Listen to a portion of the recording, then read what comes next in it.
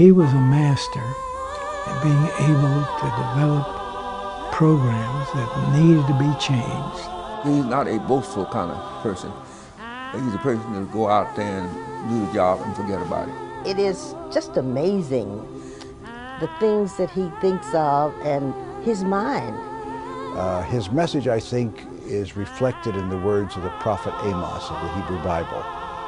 When Amos said, "Let justice well up as waters and righteous conduct as a mighty stream."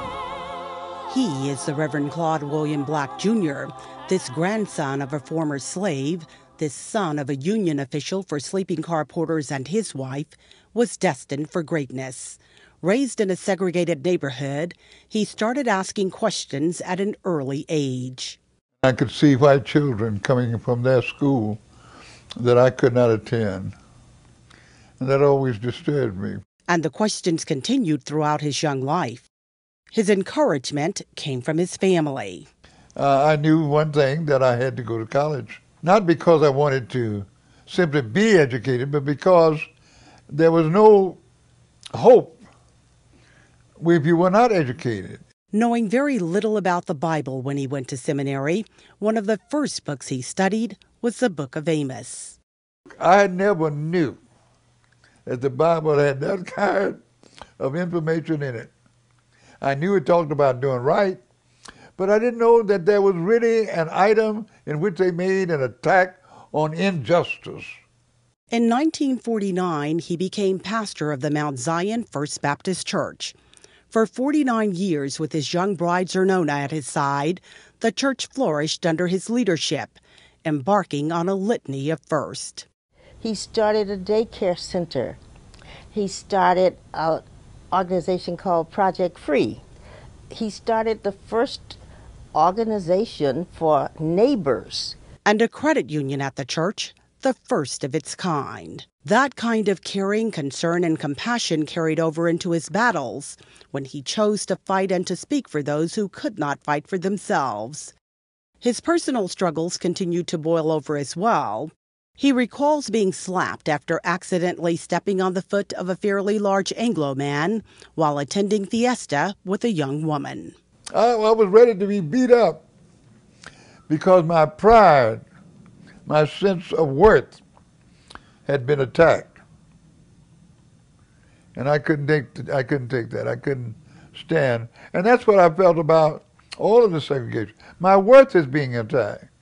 They're saying I'm nobody. They're saying I'm not worth anything. That's what they're saying about me. And I'm not going to accept that.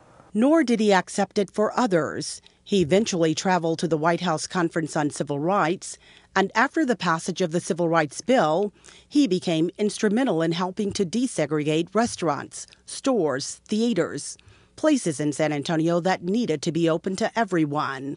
Bill Sink and traveled with him on one of those first historical journeys, breakfast at the then segregated Crest store downtown.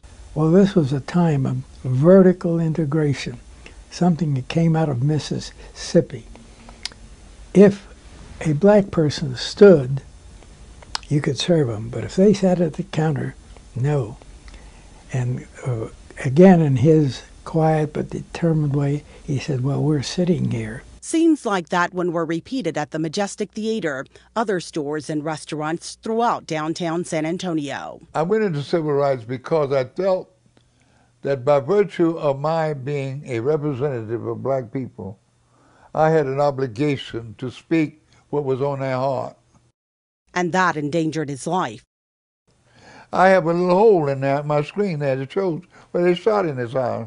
Still he pressed on, once even going up against a millionaire slumlord, convincing folks living in deplorable conditions that they had a future outside of the slums. And as a result, We were able to get public housing. The first public housing in San Antonio, and the first one that was built was Wheatley Court. But he didn't escape his successes without wounds. The threats, the drive-by shooting of his home, the slashed tires after city council meetings, the devastation caused by the burning of his precious Mount Zion First Baptist Church. His dedication to civil rights led him to run for city council, where he served 4 terms and became the city's first black mayor pro tem. His powerful legacy lives on today. A street, a shopping plaza, and a community center, all named in his honor. The city has also created a scholarship endowment fund, and there are plans to have his home declared a historic landmark. 90 years, countless contributions, endless love. All this and so much more, he hopes, have not been in vain. I would like to feel that I made the best I could out of my life.